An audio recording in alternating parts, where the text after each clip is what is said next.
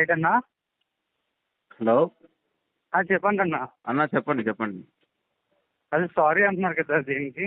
అది వినిపించలేదు, అందుకనే సారీ చెప్పండి అంటున్నా. చెప్పండి అవునా అన్న. అన్న, బాగున్నావు అన్న. అదే నేనే అంతకుముందు ఒకసారి ఆ, కాల్ చేశాను కదా ఏఎంపీ క్రెడిట్ లోన్ గురించి. గుర్తొచ్చింది అన్న. అదే మీరు ఇందా మెసేజ్ చేశారు కదా, గుర్తొచ్చింది. అదే అన్న. అదంటే రెగ్యులర్గా మాట్లాడుతూ ఉంటాం కదా, అందుకని మర్చిపోయాను. సారీ, చెప్పండి అన్న. అయితే ప్రాబ్లం అయితే సాల్వ్ అయ్యిందన్న. ప్రజెంట్ అయితే కాల్స్ ఏ రాలేదు. ఇప్పుడు ఆ సిమ్ నేను వేసుకోవచ్చా? వాడుకోవచ్చు అన్న, ఏం ఇబ్బంది లేదు. కాకపోతే ఏంటంటే అప్పుడప్పుడు ఏజెంట్ మీకు మెసేజ్ చేద్దామని చూస్తాడు. వాడు సొంత ఇట్లా బ్లాక్ చేయించుకున్న వాళ్ళకి సొంత అకౌంట్కి డబ్బులు కొట్టించుకోవడానికి ట్రై చేస్తాడు.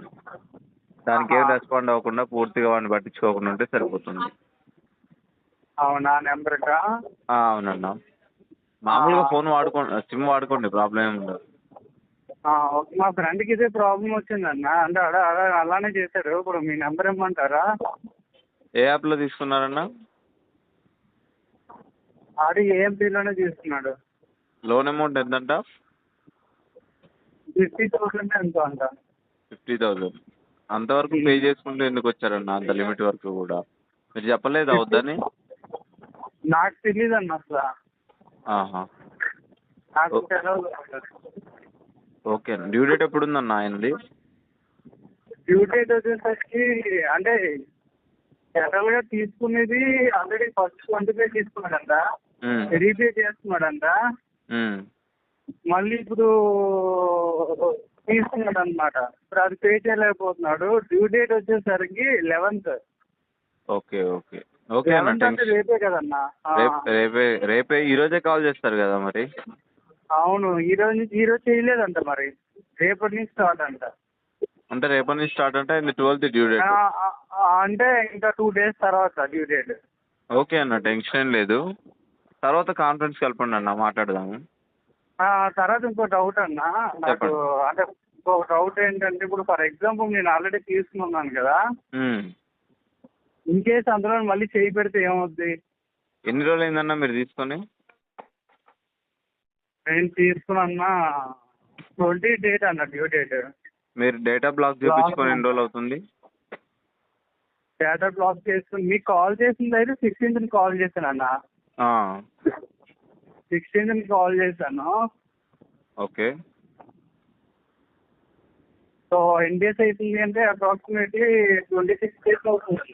26 days. ఇంకొక 10 days వరకు వెయిట్ చేయండి అన్న. దీంట్లో ఉండే బేసిక్ రూల్ మీకు ఆ రోజు చెప్పే ఉంటాను నేను. మనం ఇట్లా డేటా బ్లాక్ చేయించుకున్న తర్వాత కనీసం 1 month వరకు కూడా మళ్ళీ ఏ లోన్ యాప్లో లాగిన్ అవ్వద్దు. ఓకే. మీకు ఆ రోజు చెప్పే ఉంటాను. మ్యాక్సిమం 90% చెప్పానా? చెప్పే ఉంటాను. ఎందుకంటే ఈ డేటా బ్లాకింగ్ ప్రాసెస్లో ఇది ఒక బేసిక్ రూల్ అన్నట్టు. మళ్ళీ మీరు తీసుకున్నారనుకోండి ఇబ్బంది పడతారు. అప్పటి వరకు వెయిట్ చేయండి. తర్వాత మీరు మీ సొంత ఆలోచన చేసుకోండి. నేను తీసుకోండి అని నేనైతే చెప్పను, అది మీ ఇష్టం. మీ ఇష్టం వచ్చిన దాంట్లో అవ్వండి. కాకపోతే ఏంటంటే అది నా నోటితో నేను చెప్పను బ్రో. సార్ ఒక విషయం సార్, ఏమనుకోకండి, బ్రదర్గా అడుగుతున్నాను. ఇప్పుడు అదే ల్యాబ్ లోని అదే నెంబర్ తో కనుక వేరే నెంబర్ నుంచి లాగిన్ అయ్యాం అనుకోండి, ఆ నెంబర్ నుంచి లాగిన్ అయ్యాం అనుకోండి, డ్యూ అమౌంట్ అంతే చూపిస్తుంది అక్కడ. డ్యూ అమౌంట్ చూపెట్టవచ్చు, చూపెట్టకపోవచ్చు. అది ఎట్లా అంటేనా, ఇప్పుడు నేను 1 month ఆగాలని చెప్పాను చూసారా, డ్యూ డేట్ తర్వాత ఒక 1 month డేటా బ్లాక్ చేసుకున్న తర్వాత 1 month వరకు వెయిట్ చేయాలని. కొంతమందికి అది 1 month వరకే సరిపోతుంది.